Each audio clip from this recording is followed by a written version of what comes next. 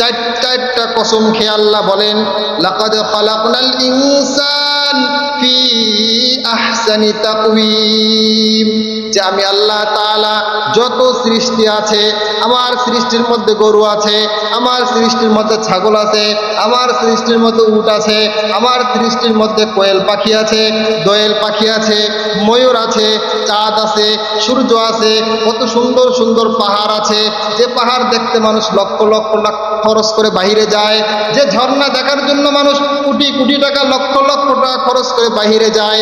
এই ঝর্ণা আমার সৃষ্টি, পাহাড় আমার সৃষ্টি, আসমান আমার সৃষ্টি, চাঁদ আমার সৃষ্টি, সূর্য আমার সৃষ্টি, যত সৃষ্টি আমি আল্লাহ তাআলা বানাইছি, সব সৃষ্টির মধ্যে লাকাদ খালাকনাল ইনসান ফি আহসানি তাকওয়িম, জোরে বলেন সুবহানাল্লাহ। এই সব সৃষ্টির মধ্যে আহসান অর্থাৎ অতি সুন্দর করে আমি আল্লাহ তাআলা ইনসান তথা মানুষদেরকে বানাইছি। যত সৃষ্টি আল্লাহ তাআলা বানাইছেন, সব সৃষ্টির মধ্যে সুন্দর সৃষ্টি করে বানাইছেন কাকে? আর জোরে বলেন না কাকে?